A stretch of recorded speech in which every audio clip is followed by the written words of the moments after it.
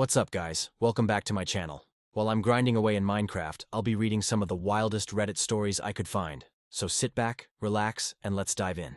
Cheaters of Reddit. Why are you currently cheating on your significant other? I was single at the time, but he was married. So if that counts, I will tell my story. Though, currently cheating is not applicable anymore.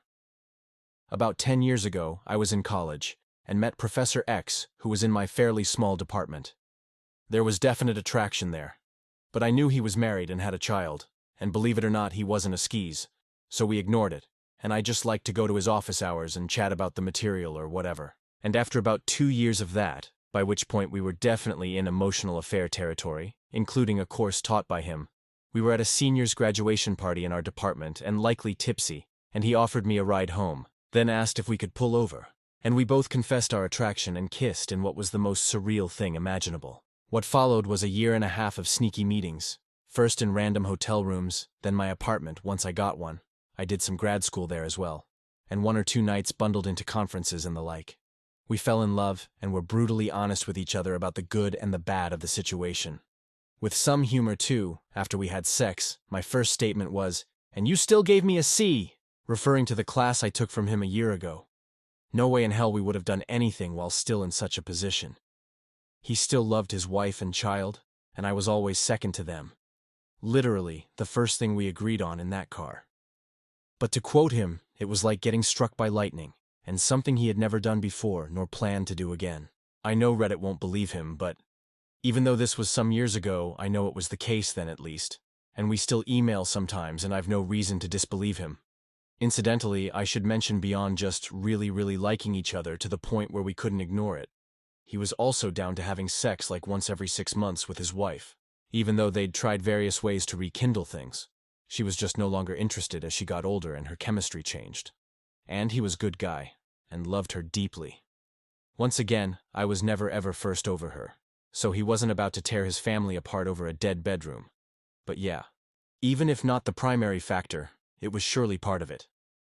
He also had the gallows humor of telling me when we ended it that the best sex of his life was over. We did some amazing exploration he never did with her, and he never planned to cheat again, so, ergo. Anyway, we ended up ending it because he was just feeling more and more like a sleaze lying to his wife, and eventually we ended it, and that was that. I cried so hard, and was feeling badly for at least a month or 2 after that because, while I'd always understood it was going to end that way and was willing to do it anyway, it didn't make it hurt any less. And of course, because I never ever told anyone what we were up to, I was in pain inside, but couldn't tell a soul why. That was pretty awful. So why did I do it, even though I couldn't ignore it? Honestly, to steal his phrase, it was like being struck by lightning. I will never have a relationship with someone married again. Though believe me, there has been opportunity. But after 2 years of buildup, this was not just something I could ignore and say I didn't want. I couldn't walk away even though I knew it would end in heartache. Because I think back on our time together and it makes me smile to remember those moments. And yeah, probably compartmentalized a bit, as he was the one cheating in a relationship, not me. I will also say though, if I end up in a stage of life where I find the one I want to marry, I will make it clear. If he feels like he has been struck by lightning by someone else a few decades down the line, especially if I'm no longer interested in sex as much, though may that day be far off, I wouldn't hold it against him if he followed through.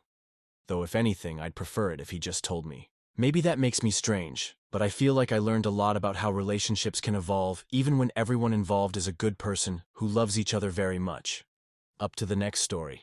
Please read all the way to the bottom before you judge. My wife and I are best friends. We latched onto each other in our early 20s, and know we will always be life companions. It's such a great fit. So much understanding, mutual humor, pleasure in each other's company. We love making a home together, having friends, sharing our days and meals. We've been together 30 years and raised a couple of happy, well-balanced children. Ideal, right? Well, yes and no. It's been an everything but sex arrangement pretty much from the start. Not by plan. That part never came together somehow. The bedroom hasn't always been dead. We did manage 2 pregnancies after all. But almost always. Months have sometimes gone between couplings. And there isn't even all that much frustration, at least these days. More on this below. But not much interest, not much specific chemistry. It would be great if we had memories of a brief, sexually frantic phase like many couples have. But nope. We were both virgins at the time of our marriage.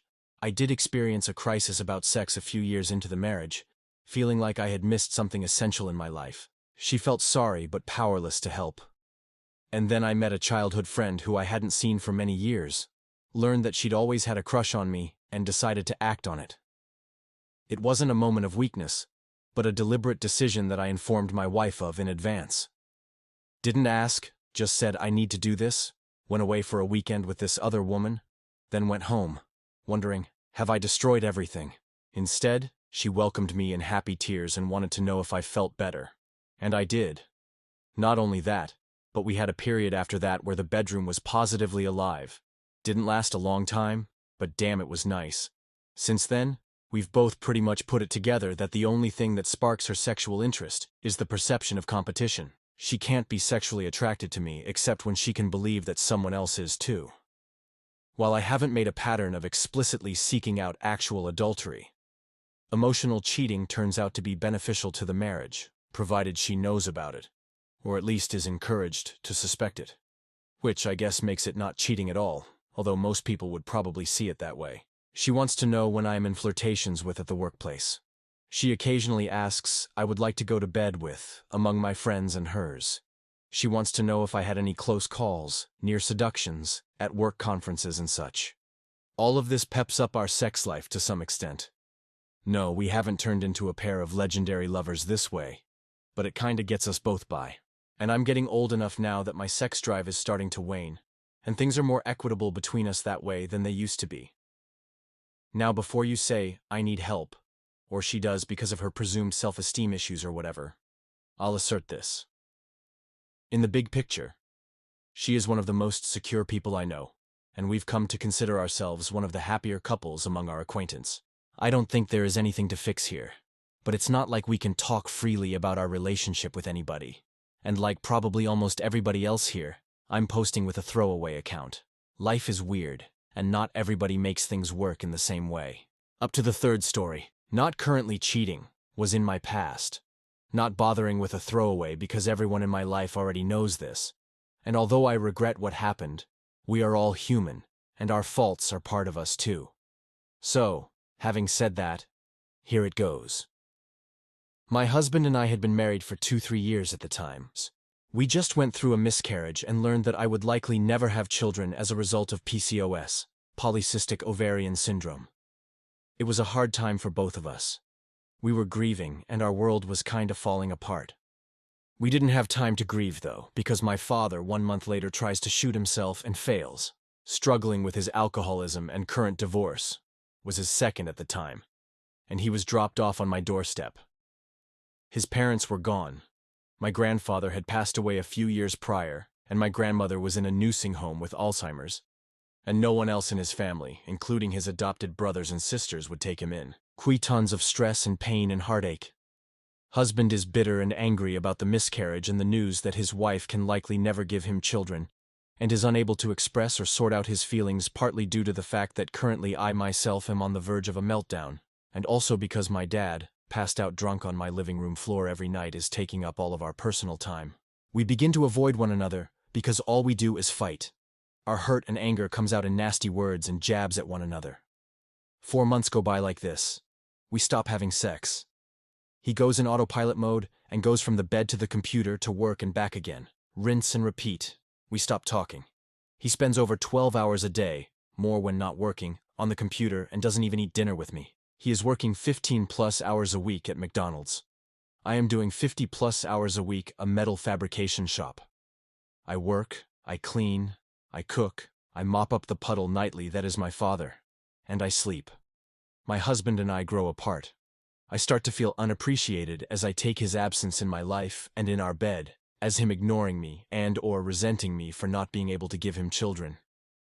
I begin talking to someone through an online MMORPG that I play in my spare time to keep my sanity that I met through my guild. The talking goes from in-game to emails and from texts to phone calls. I tell this person how lonely I am. He tells me I am worth more. Tells me that I am not less of a woman for not being able to produce children. He pays attention to me. He calls me beautiful, He asks me how my day is. He becomes a distraction from the pain and a cure from the loneliness that my husband is inadvertently making me feel. We have phone sex a few times. I send him photos. He sends me photos. He talks about driving up and meeting me. He was a few states south of mine. It never comes to pass. Eventually, I tell my father what is going on. I am feeling guilty and lost and want some advice. He is too drunk and bitter from his divorce and cries out that all marriages are shams. He encourages me to continue cheating because all marriage is a joke and my husband is an asshole. I have a nervous breakdown at work, lock myself in a bathroom stall and sob on the floor crying out for my mother. The secretary of the company gives me a ride home.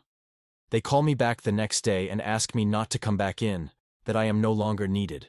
Jobless and broken, I come clean to my husband. He is surprisingly unfazed. Says he figures I didn't want him around anyway. I tell him that is the opposite of what I want, and actually am just so damn lonely. He says he is too, but can't deal with anything right now. He is lost. We are both lost.